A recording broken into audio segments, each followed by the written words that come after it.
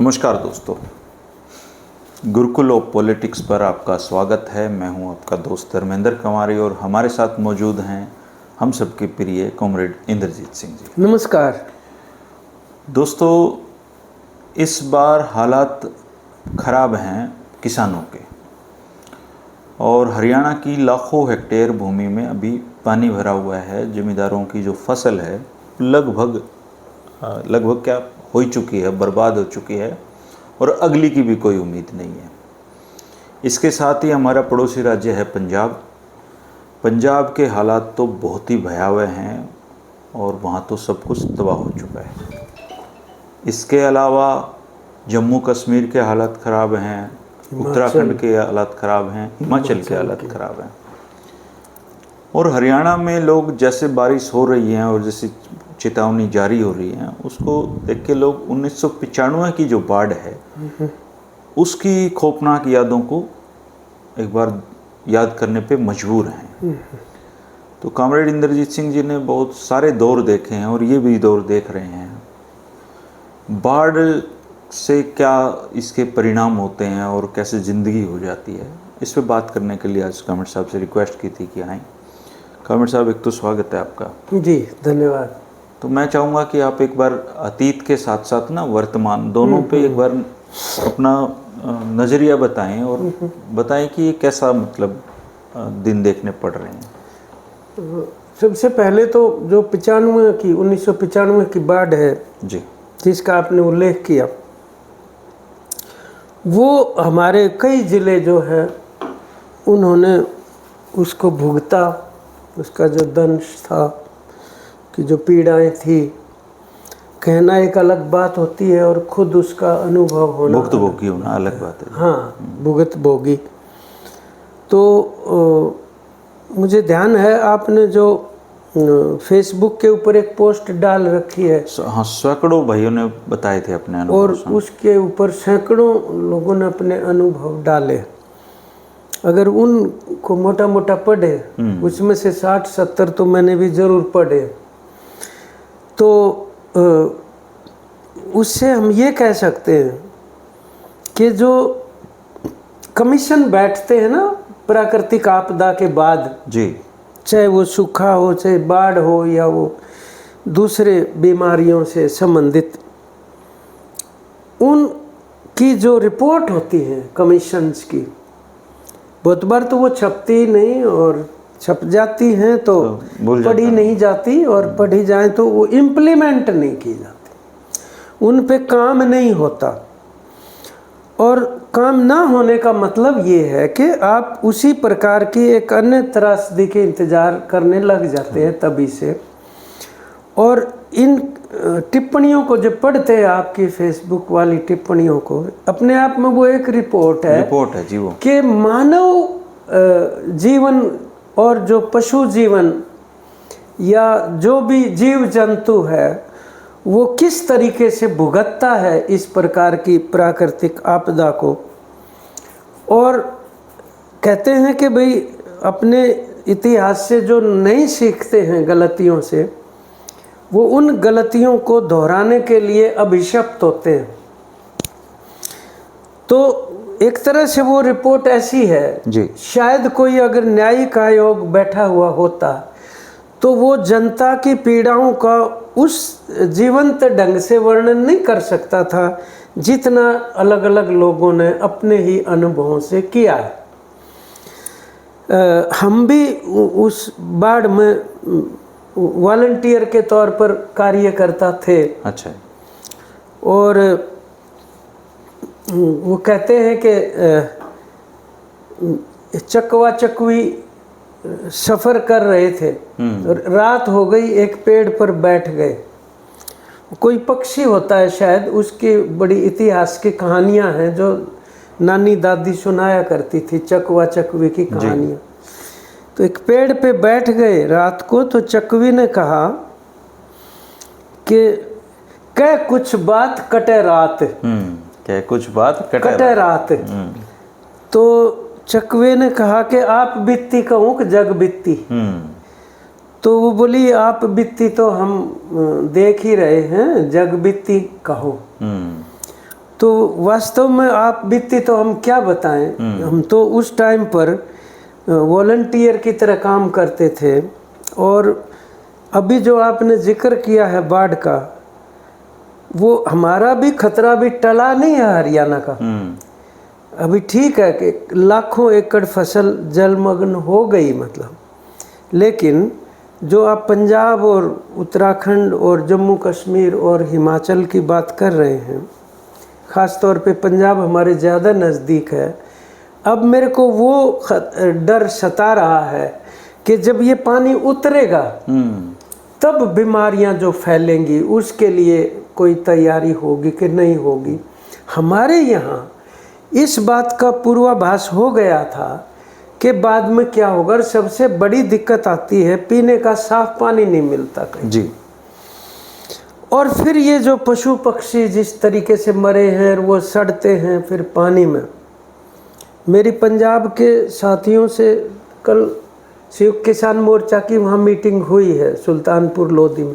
अच्छा। उन साथियों से बात हुई, उन्होंने जायज़ा लिया और वो गए भी हैं। वो ये बता रहे हैं कि जो प्रभावित ज़िले हैं, लगभग 1400 गांव बहुत बुरी तरह प्रभावित हैं, जिनका कनेक्शन कट गया एक दूसरे से पूरी दुनिया से जी। उनके 90% पशुधन चला गया बह के, ख़त्म हो गया मतलब।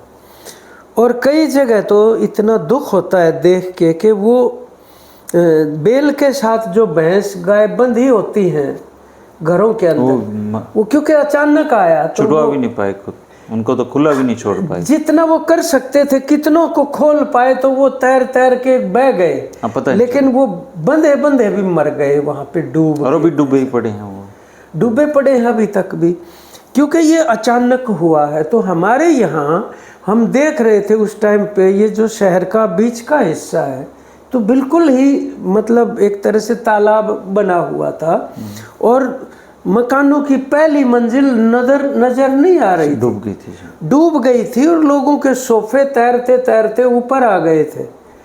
और मैं वो जो त्यागी जी ने उसके ऊपर एक अपना अनुभव लिख रखा है। उनका जो इलाका है वो बहुत ज़्यादा पानी वहाँ भर गया था। वो सुभाषनगर में आए थे, हाँ आ गए थे, वो शिफ्ट होके लिखा है उसके। तो क्लोरीन की गोलियां पानी साफ करने की हम लेके जाते थे बांटने के लिए, अनाउंसमेंट कर देते थे। और ये जो ज्ञान विज्ञान के साथी हैं, इनके सैकड़ों कार्यकर्ता हो गए थे, इन्होंने आह्वान किया था वॉलंटियर, तो वो एजुकेट भी करते थे। जैसे मान लो किशनपुरा की चौपाल में मीटिंग कर ली, फिर आगे सुखपुरा चौक पे कोई ऊंची सी जगह देख के नागरिकों की मीटिंग कर ली। मुझे यहाँ तक भी याद है वो ये कहते थे कि जिस मटके में आप क्लोरीन की गोली डालते हो उसमें गिलास को ऐसे हाथ से नहीं डुबोना, एक वो घंटी सी जिसको कहते हैं वो रखो, उसी से पानी निकालो। मतलब ये छोटी छोटी चीज़ें भी समझाते थे। और वो जो गोलियां थी वो प्रशासन ही देता था और हम वहाँ लाइन में जा के लेके आते थे कि जी हमें बांटनी है वहाँ। तो प्रशासन के साथ एक हमारा अंतर्मुख भी बन गया था, उस तरह से फौज से भी बन गया था। फौज ने आके संभाल लिया। फौज भी आई थी, फौज आ गई थी। किश्तियाँ जो है, ये जो अपना डाकखाना है जनरल पोस्ट ऑफिस, वहाँ से किश्ती शुरू होती थी। अच्छा। और ये पीछे जो चौधरी छोटूराम चौक है उसके साइड के और इधर के जो मोहल्ले वो डूबे हुए थे, वहाँ से बुजुर्गों को निकालना, बीमारों को निकालना। तो उन किश्तियों के ऊपर वॉलंटियर बन के जो हमारे साथी जाते थे, तो वो मेजर जो थे फौज के, उन्होंने अपने जो सिपाही थे उनको ये कहा, ये लोग आए ना किश्ती मांगने, बेझिझक इनको सुपुर्द कर देना, कोई घबराने की बात नहीं। मैं 3 दिन से देख रहा हूँ ये जितनी ईमानदारी से काम कर रहे। खैर वो देखा काम, तो उस टाइम पर ये काफ़ी बातचीत हुई, भाई ऐसा क्यों हुआ। अगर मान लो आज से 100 साल पहले या 200 साल पहले कोई बाढ़ या अकाल तो पड़ते ही थे तब, लेकिन उस टाइम पे तो ये सिस्टम नहीं थे जो आज विज्ञान ने या जिस तरह से तरक्की की है। अब तो कायदे से देखा जाए तो वो स्थिति नहीं होनी चाहिए थी, इतना विकसित हो चुका। लेकिन आम जनजीवन में सुविधा प्रदान की जानी है, ये अवधारणा गायब हो गई विकास में से। एक नंबर 2, जो विकास का मॉडल है वो विकास का मॉडल अंधाधुंध दोहन करने का है प्रकृति का। ये वास्तव में प्रकृति की जो त्रासदी नहीं है, ये वो त्रासदी है जो विकास करने वालों ने प्रकृति के साथ की है जी। त्रासदी तो उनके साथ, प्रकृति के साथ हुई है ना वास्तव में। ये अब हिमाचल तो दूसरी बार हुआ है ऐसा। हिमाचल पिछले साल भी पहाड़ कह रहे हैं कि पहाड़ अपना रिवेंज ले रहे हैं। पहाड़ अपनी आवाज भी देता है कोई सुनने वाला हो तो, लेकिन सुनते नहीं।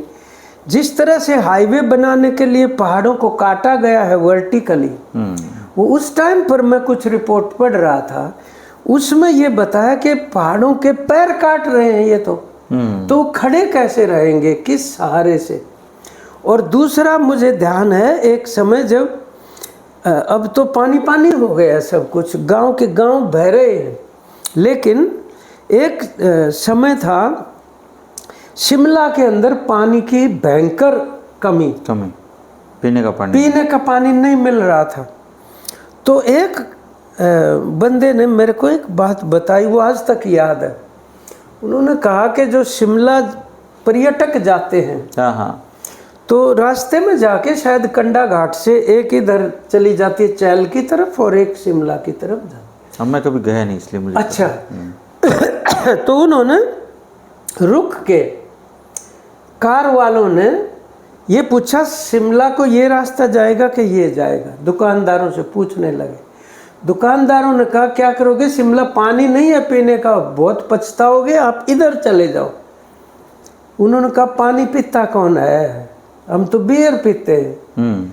उनके लिए है ये विकास वास्तव में जी, जो पानी की जगह बियर पीते हैं। और पर्यटन वो नदी के सबसे नजदीक ठहरना चाहते हैं होटल में, और नदियों के बिल्कुल पास जो है वो बना दी गई हैं इमारतें, जिसका नतीजा हम ये भुगत रहे। तो प्रकृति भी अगर आप उसके साथ खिलवाड़ करेंगे तो ये जो बैलेंस बना हुआ संतुलन है प्रकृति का, उसमें इंसान भी तो उसका हिस्सा है ना। जब पहाड़ों पे आग लग जाती है तो हमने पता किया ये आग क्यों महीनों महीनों चलती है, वो पूरा हिमालय उसकी चपेट में आ जाता है। तो उसका एक कारण ये बताया कि ये जो पहाड़ों न जंगलों के अंदर जो लोग रहते थे, सरकार ने उनको जंगलों से अलग कर दिया कि आपका कोई अधिकार नहीं इन पे रहने का। वो लोग जो थे वो घास को काट के और नई घास आने के लिए वो जगह बना देते थे। तो कटी हुई जहाँ घास होती थी वो उस लाइन में काट देते थे, वो आग लग भी जाए तो उससे आगे नहीं जा सकते। तो जंगलों में रहने वाले लोग प्रकृति का हिस्सा होते हैं, जंगल उन पर निर्भर है और वो जंगलों पे निर्भर है। तो इसी प्रकार से अभी भी हिमाचल में लाखों लोगों को कह रहे हैं कि वो जहाँ खेती करते हैं और उनके घर हैं उनसे बेदखल कर रहे हैं कि कोर्ट ने कोई इस किस्म का आर्डर दे दिया, बताते हैं, और वो सालों से रह रहे हैं। ये बहुत बड़ी एक समस्या है। कहीं पे मैं पढ़ रहा था, कोई अभ्यारण्य बनाने के लिए उन आदिवासियों से मिले वो लोग, बोले आपको यहाँ से शिफ्ट होना पड़ेगा क्योंकि हम यहाँ शेरों को सुरक्षित रखना चाहते हैं।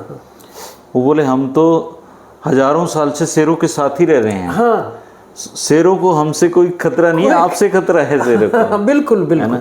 वास्तव में जो जंगली जानवरों का और इंसान का जो टकराव है, इसका एक कारण ये है कि जंगली जानवर इंसान की जगह पे अतिक्रमण नहीं कर रहे, इंसान ने अतिक्रमण किया उनकी जगहों के ऊपर। और अब तो आप देखिए बाढ़ का स्वरूप कामेड साहब की पंजाब है और उधर से जो पाकिस्तान ऑक्युपाइड जो पंजाब, उसका भेद भी मिटा दिया है, मतलब बॉर्डर खत्म हो गया है वहाँ। नहीं, खत्म तो इसलिए हो गया ना कि जो नदी जाती है रावी ब्यास वगैरह, वो अपने रास्ते भी बदलती हैं किनारे, तो कभी वो पाकिस्तान इधर हो जाता है और कभी इधर हो जाता है। और कहते हैं कि पानी अपना रास्ता नहीं भूलता, जैसे 100 साल बाद भी आ जाता अपने यमुना भी बदलती है, तो यूपी और हरियाणा के किसानों में कई बार झगड़ा भी हो जाता है कि ये हमारी, तो यमुना अपनी जगह बदलती होती है। खैर, कहने का मतलब ये है कि ये जो दोहन कर रहे हैं प्रकृति का, आप बचपन में एक वो पढ़ते थे जो सोने का अंडा देती थी मुर्गी, एक बार में मार लो उसको, तो उसने सोचा तो सारे आज ही निकाल ले, अमीर बनने के लिए मुर्गी को काट दिया तो उसमें से कुछ नहीं निकलना था। इस तरह चाहे वो खनिज पदार्थों का दोहन हो रहा है थोक में, चाहे वो जंगलों का हो रहा है, चाहे वो पानी का हो रहा है। ये जो प्रॉफिट ओरिएंटेड, जो मुनाफे की उन्मुख जो विकास की दिशा और उसका जो मॉडल है, उसका परिणाम हम भुगत रहे हैं। तो आज जब विज्ञान का ज़माना था तो एक सस्टेनेबल डेवलपमेंट होनी चाहिए ना, वहनीय जिसको कहते हैं। आने वाली पीढ़ियों को क्या छोड़ के जाएंगे, आप ये देखो ना। तो ये हमारे यहाँ भी आज से 1 महीना पहले खेत जल भराव हो चुका हमारे यहाँ, बिल्कुल, चाहे वो 1 महीना नहीं चाहिए 2 महीने करीबन। और सरकार ने अभी तक है ना एक सर्वे भी नहीं कराया है, सर्वे भी नहीं कराया। और अगली चिंता ये हुई है कि हम गेहूं रबी की फसल भी बीज पाएंगे कि नहीं बीज पाएंगे, पानी उतर नहीं रहा, दिख ही रहा है पानी नहीं उतर रहा है, नहीं उतर रहा और ऊपर से और बरस रहा है जी। इसलिए जो मुख्य कारण पंजाब के भी जो बांध और नदियां वगैरह जो हैं वो भी, और हमारे यहाँ भी जो ड्रेन वो उनकी सफाई नहीं होती, गाद इकट्ठी हो जाती है। सफाई होती है, कागजों में होती है वो, तो उनकी पानी को कैरी करने की कैपेसिटी नहीं रहती है, मतलब।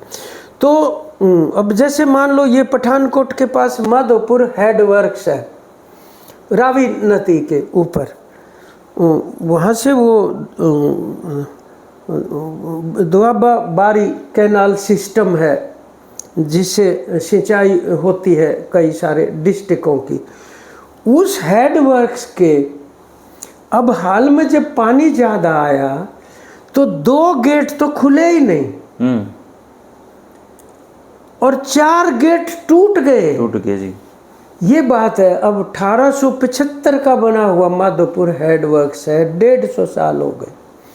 तो वो मौके के ऊपर खुलेंगे कि नहीं खुलेंगे, वो स्ट्रेंथनिंग की गई कि नहीं की गई। तो ये तो एक अपनी जगह पे विफलता जो है वो प्रशासन की या मान लो सरकारों की भी है कि उन चीज़ों को ना संभालना। हमारे यहाँ जो ड्रेन है, खेतों का पानी और ड्रेन का पानी एक हो गया, अब उतारेंगे कैसे उसके अंदर? तो आगे क्यों नहीं जा रहा था वो पानी वास्तव में? तो उसकी सफाई नहीं है, तो उसकी कैपेसिटी नहीं।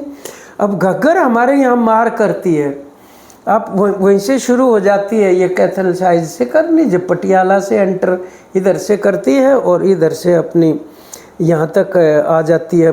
फतेहाबाद है, कैथल है, सिरसा है, और वो उसके नाले भी हैं और वो घग्गर मेन लाइन भी है, क्योंकि घग्गर के परली तरफ तो पंजाब है, इधर हाँ तो हरियाणा तो मतलब जमुना और घग्गर नदी के बीच में और शिवालिक और अरावली पहाड़ियों के ये बीच का हरियाणा है। तो अब जो उधर से जो हमारी टांगरी नदी है या मारकंडा है, वो भी उफान के ऊपर, उनके भी नहीं सफाई होती, उनकी भी नहीं होती। अब खतरा ये जो दिन प्रतिदिन रहता है कि अगर इस तरह पकड़े गए, मान लो एकदम आ गया कोई बांध टूट के, तो क्या करोगे? तो आप बचने का तो कोई रास्ता ही नहीं। लोग छतों के ऊपर खड़े हो गए, 1400 गांव। मैंने अभी पंजाब का एक वीडियो दे रखा था, छत पे भैंस बांधनी पड़ रही है उनको। भैंस भी वो जो बची हो, हाँ, एक आध भैंस छत पे किसी न किसी तरीके, और उसका चारा कैसे आएगा? चारे की बहुत भारी दिक्कत आएगी। अब वो हालांकि पंजाब अपनी खुद खड़े होने की कोशिश कर रहा है, हरियाणा से भी मदद पहुंच रही है वहाँ पे। मदद तो बल्कि वो ये कह रहे हैं हरियाणा वालों को कि आप ना हमारे से संपर्क करके ही मदद भेजो। हाँ, मतलब जो कि हमें कौन सी चीज़ों की कब ज़रूरत पड़ेगी और उसका एक सिस्टम बना लो। नहीं तो ऐसा ना हो एक खास तरह की चीज़ तो बहुत ज़्यादा चली जाए और दूसरी ज़रूरत की चीज़ जा नहीं पाए। ये बात ठीक है कि हमारे यहाँ लोगों में ना एक बेचैनी पंजाब को लेकर है। कितने ही लोग फ़ोन करते हैं हमें भी कहाँ भेजनी है जी। हमने कहा ना तालमेल करने से ही बात बनेगी, ऐसे नहीं भेजना है। और उनसे हम पूछ लेते हैं, उन्होंने भी अपने कैंप लगाए हैं वहाँ पे, संयुक्त किसान मोर्चे ने भी लगाए हैं। तो वो जिन चीज़ों की वो यूँ कह रहे थे कि आटा तो कई जगह से इतना आ गया कि हम पशुओं का चारा तो है नहीं, तो आटा खिलाना, उनको रोटी खिला के मतलब हमें वो करना पड़ रहा है मतलब। तो अब ये चारा कैसे पहुँचे, किस तरह से, ये भी एक परिस्थिति बनेगी। दवाइयों की बहुत ज़्यादा ज़रूरत पड़ेगी वहाँ पे। अभी भी मतलब देखो ना, डूब गया सभी कुछ उस तरीके से। तो बच्चे हैं, बुजुर्ग हैं, कौन किन को कैसे देख पाएगा। तो इस दौर में जब समाज एक विकास की तरफ आगे बढ़ा है, ये भी तो समाज की ही उपलब्धि है कि उसने तरक्की की और वो उसी के काम नहीं आ रही है, क्योंकि जो नियोजन करने वाले जो लोग हैं उनका मॉडल बहुत ही दोषपूर्ण है और वो जन विरोधी है वास्तव में, अगर उसको देखा जाए तो। अब ये एक स्थिति है। हमारा कई सारे डिस्ट्रिक्टों में डूबे हुए हैं, लाखों हेक्टेयर भूमि डूबी हुई है जी। तो अपने वहाँ जब 95 में जो हुआ था वो भी अचानक ही एक तरह से ये हुआ। बात ये नहीं है 95 में हुआ, जैसे 95 से अब हम 2025 में हैं, हमने सीखा तो कुछ नहीं ना। सीखा कुछ नहीं। मैं इसीलिए कह रहा था कि वो पोस्ट के अंदर जो कमेंट लिखे गए हैं, कम से कम उन्हीं से हम सीख लें कि किस किस तरीके से पीड़ाओं का सामना करना पड़ा था। तो वो जो हम क्लोरीन की गोलियां वगैरह लेके आते थे, वो एक ऐसी स्थिति आ गई कि प्रशासन की दवाई जब ख़त्म होने को हो गई, उन्होंने हमें कहा दवाई तो है नहीं। और हम यहाँ से एक टीम लेके दिल्ली गए, हमारे क्लास फेलो थे, जानकार थे, जितने भी वो इकट्ठे किए। हमने कहा हमें दवाइयों की ज़रूरत है। तो 6-7 तरीके की दवाई डॉक्टर ने हमें लिख दी थी और उन्होंने बड़ा पैकेट एक दवाइयों का ख़रीद के और हमें दे दिया और हम वो गाड़ी में रख के ले आए। उस दिन प्रशासन ने हमें ये कहा कि हमारी दवाई ख़त्म हो गई, आप हमें दे दो दवाई। तो तब हमें ये महसूस हुआ कि प्रशासन की भी सीमाएं होती हैं और जो जनता का सहयोग, आपदा के समय तो जनता के सहयोग बिना हो नहीं सकता। जनता के सहयोग के अभी भी पंजाब के अंदर क्या है कि कई लोग आए हैं मदद करने के लिए। अभी मैं आपको बताऊं, पठानकोट के पास एक गांव है, मुझे बताया उन्होंने 8 किलोमीटर का एक बांध लोगों ने बांध दिया, खुद बना दिया अपने परिश्रम से। 8 किलोमीटर कितना लंबा होता है वो बांध, पानी को रोकने के लिए। और ये जो वहाँ के कलाकार हैं, अब वो आ रहे हैं मदद करने के लिए। वो दिलजीत दोसांझ जो है गायक कलाकार, उसने 25 गाँव का कहा कि मैं इनकी पुनर्निर्माण मैं करूँगा। घरों को भी बनाने का जो काम है, क्योंकि वो कोई ऐसे नहीं है कि डूब गए बच गए, वो एक बाद में घर भी तो बनाने हैं, कई जगह तो बह गए। और हिमाचल की तो स्थिति ये है कि मेरे विद्यार्थी जीवन का एक साथी है राकेश सिंघा, दूसरी बार MLA बना था ठियोग से, पहले शिमला से बना था। उससे कल ऑनलाइन जब बात हो रही थी, जानकारी लेने की कोशिश कर रहे थे, तो उन्होंने एक मुंह से ऐसा वाक्य निकाला जो वास्तव में दिल दहलाने वाला था। उन्होंने ये कहा, मुझे ये डर लग रहा है कि हिमाचल प्रदेश हिंदुस्तान के नक्शे पे रहेगा कि नहीं। ओहो, इस तरह बह रहे हैं जो क्लाउड बर्स्ट से, मतलब गांव के गांव जो है बह के चले जा रहे हैं, और जो हैवी जो रेनफॉल हो रहा है। तो लॉन्ग टर्म की जो वो होनी चाहिए थी जो इंतजामात प्लानिंग के स्तर के ऊपर, और कमाल ये है अभी तक भी पंजाब, हिमाचल या जम्मू कश्मीर या हमारे भी इवन और उत्तराखंड, कोई इसको राष्ट्रीय आपदा घोषित करके सरकार की तरफ से कोई ये इमदाद नहीं गई कि भाई इतने 1000 करोड़ रुपए हम ये दे रहे हैं और आप उसकी मैनेजमेंट करो, पैसे की कमी नहीं आने। एक्चुअली हमारा ये वीडियो पॉलिटिकल नहीं था, लेकिन फिर भी मैं मतलब थोड़ा दुर्भाग्य कहिए या अंदर का शोक कहिए, आज प्रधानमंत्री जी ने बिहार के लोगों को संबोधित किया, तो उसमें उनका पूरा फोकस था कि मेरी माँ को गालियाँ दी गई, ये वो जो पॉलिटिकल बातें वो करते हैं। क्या मतलब चीन से लौटते ही प्रधानमंत्री मोदी जी को पंजाब, हिमाचल, जम्मू कश्मीर इधर नहीं जाना चाहिए था? बाढ़ प्रबंधन के जायजा लेते, इनके लिए पैकेज की घोषणा करते, पूरे देश के जो आप कहते हो कि हमारा इतना बड़ा संगठन है, आप कहते कि अब राजनीति का समय नहीं है, अब मदद करने का समय है, और इन राज्यों को फिर से खड़ा करने में मदद। देखिए भाई, पंजाब तो ज़्यादा बेहतर होता सर, दूसरी पार्टी का शासन है, कोई बात नहीं, किसी भी पार्टी या का, जम्मू कश्मीर तो में दूसरी का है, या हिमाचल में दूसरी पार्टी का है, लेकिन जो प्राकृतिक आपदा से जनता को राहत पहुंचाने की बात है, वहाँ राजनीति नहीं देखी जानी। पूरे देश का ही है जी, पूरे देश के हैं, और पूरे राष्ट्र केंद्र सरकार की जिम्मेदारी बनती है। तो उस टाइम पर ये बिल्कुल भी नहीं होना चाहिए कि वहाँ किसकी सरकार है, यहाँ किसकी सरकार है। ये बहुत अफसोस की बात है अगर इस प्रकार के कंसिडरेशन और इस प्रकार की धारणाएं बना ली जाती हैं, तो ये बहुत ही गलत सिग्नल जाता है। हमें लोगों को साहस, उनसे तो आम जनता बेहतर है, जो कई तो लेके चल पड़े सामान लेके चल कि भाई उनको ठीक ठीक पंजाब का ये भी नहीं पता कौन से जिले में ले जाना है, ज्यादा सबसे प्रभावित है बेचारों को ट्रैक्टर लेके चल पड़े। पंजाब वालों से बल्कि ये रिक्वेस्ट की है कि भाई हरियाणा बॉर्डर्स के पास लगने वाले जो शहर हैं, आप वहाँ कुछ कैंप लगा लो सामान लेने के लिए, हमारे लोग वहाँ आपको दे आएंगे और आप आगे जहाँ जरूरत है वहाँ पहुँचा देना। मतलब इस तरह का कोई, और उनकी जानकारियाँ आप हमें दे दीजिए। मतलब तो ये बात है। खैर, लेकिन इस पूरे पूरा जो विषय है, इसके ऊपर बहुत गहन विचार करने की ज़रूरत है कि ये विकास का मॉडल चलने वाला नहीं है। ये देश, ये विकास का नहीं, एक्चुअली विनाश का मॉडल है जी। हाँ, बिल्कुल विनाश का ही मॉडल है।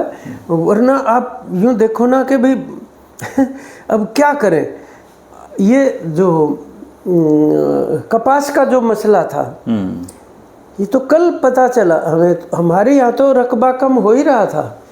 पंजाब वालों से जो हमने पूछा कि आपके यहाँ कपास का कितना नुकसान है, वो बोले हमारे यहाँ तो नाम मात्र की बच गई, अब बोते ही नहीं है, कपास बीजते ही नहीं, और वो धान ने ले ली वो जगह जिसकी कमी करने की ज़रूरत महसूस कर रहे थे। क्रॉप जो उसका डाइवर्सन में, हाँ, फसल चक्कर बदलने के लिए डाइवर्सिफिकेशन की जो ज़रूरत थी, वो उल्टा ही धान की तरफ वो बढ़ रहा है।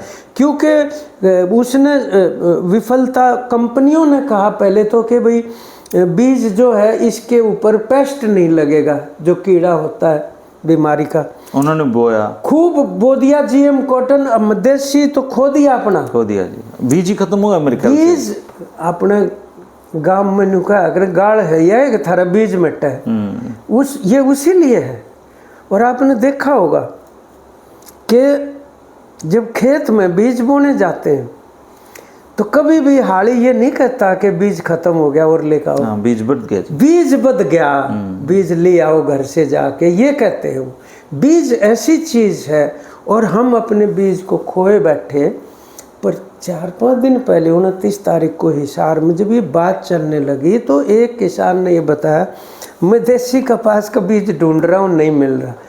तो उस बीज से ये मान के कि गुलाबी सुंडी नहीं लगेगी, पिंक बोलवर्म, और वो बोल यार अब गुलाबी सुंडी ने तहस नहस कर दिया, तो उसको भी खत्म करने की दवाई वही कंपनी बेच रही है।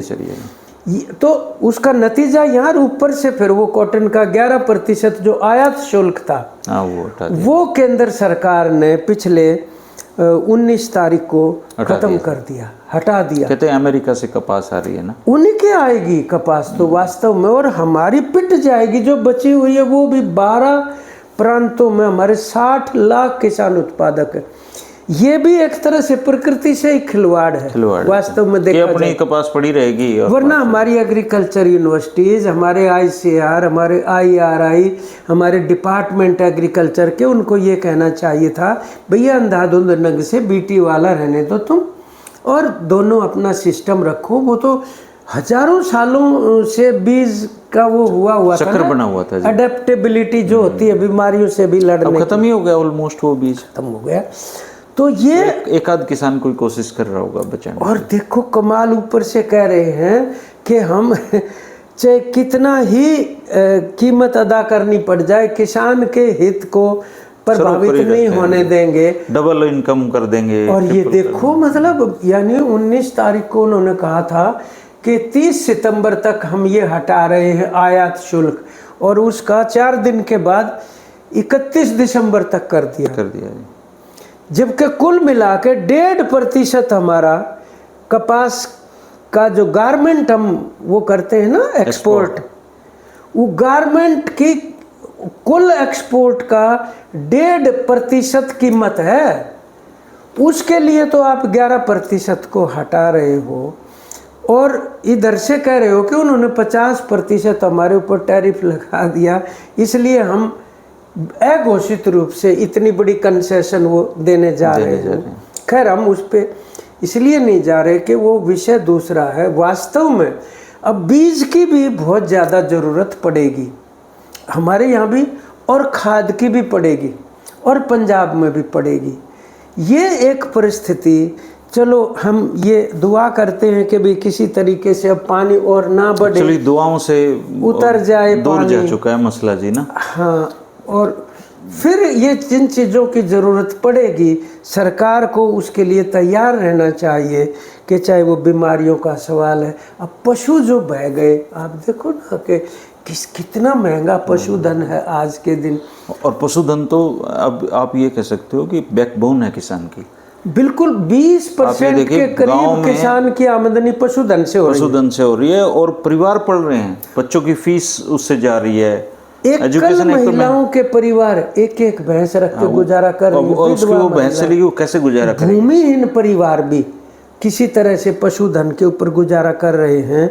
और जहाँ पानी हमारे यहाँ भरा हुआ है, चारे की तो वहाँ भी आएगी ना दिक्कत है। चारा कहाँ से लाओगे? इन दिनों में तो खेतों में चरा के लिया करते, नार पाड़ लिया करते बहुत सारा, और वो उनके सामने चारा कहाँ से लाओगे डाल दिया करते। तो ये भैंस लेकिन रुकनी नहीं चाहिए। ये जो इसके बाद इस बहस को जारी रहना जरूरी है, और इसको चैलेंज करना पड़ेगा जनता की तरफ से कि हम इस विकास मॉडल को रिजेक्ट करते हैं, और एक सस्टेनेबल वहनीय विकास का मॉडल जो समग्रता में जनता के हितों की पूर्ति करता हो, उस तरीके से आगे बढ़ने की जरूरत है। इनकी एक अकाउंटेबिलिटी भी होनी चाहिए कि भी नदी नाले पुल वो सफाई हुई नहीं हुई, कोई उसका ऑडिट होना चाहिए, कोई अकाउंटेबिलिटी, किसी के ऊपर तो कोई कार्रवाई भी हो कभी कभी, और सरकारों को भी जवाबदेह होना तभी संभव है जब आम जनता उनसे जवाब मांगेगी खड़ी होके। बिल्कुल, ये ना बात होनी चाहिए भाई राम की मर्जी भाई कर दिया अब क्या कर सका। ये केवल राम की मर्जी का सवाल नहीं है, मर्जी राज की भी है यहाँ वास्तव में। तो वो है एक मसला जो मुझे लग रहा है। बिल्कुल, तो आपने चलो अच्छा किया कि इसके ऊपर आज बातचीत हुई है, तो हम अपने दूसरे भी जो प्रदेशों के भाई बहन हैं उनके प्रति संवेदना प्रकट करते हैं। और आपका तो जो किसान संगठन है, आप उसमें वर्षों से काम कर रहे हो, और आपका तो पूरा तालमेल है, हमारे आप तो लोग मिलके इस आपदा सारी किसानी एक ही है। हाँ, तो इससे निकलने में मदद भी कर सकते हैं। जी बिल्कुल बिल्कुल। मतलब दोस्तों, आपदा पे किसी का बस नहीं होता, और हम सबको मिलकर लड़ना होता है। तो अगर आज पंजाब डूबा हुआ है, हिमाचल डूबा हुआ है, तो हम सबको जितनी भी मदद हम जैसी भी कर पाएँ, बच्चों का दूध देखो ना, हाँ अब तो दूध उसको जैसी भी हम जो मदद कर पाएँ, हमें आपदा में, मैं कहता हूँ अवसर नहीं ढूंढने चाहिए आपदा में। ये पता है देश में बहुत गलत शब्दावलियाँ दी गई। हाँ, आपदा में अवसर वाली ना। हाँ, आपदा कोई अवसर नहीं है जी, नहीं होता। हाँ, आपदा एक मदद करने का मौका है बस। आप जरूर अपने विचार रखिए इस पे और बताइए। अच्छा, किसान जो आप कह रहे हो ना, किसान के अलावा मैं ये कह रहा हूँ मजदूर और खेत मजदूर भी बहुत ज्यादा प्रभावित वो एक ही बात है जी। ये महिलाएं भूमिहीन परिवारों सबसे ज्यादा प्रभावित बेचारे। ईंधन लेके आती थी ना, अब ईंधन नहीं मिलने वाला है, तो वो सभी समुदाय प्रभावित है उससे। आप जरूर अपने विचार रखना कि हम ऐसी आपदाओं में हम कैसे व्यवहार करें और हम उसमें क्या कर सकते हैं दोस्तों। जी। कमर साहब, शुक्रिया आपका, धन्यवाद।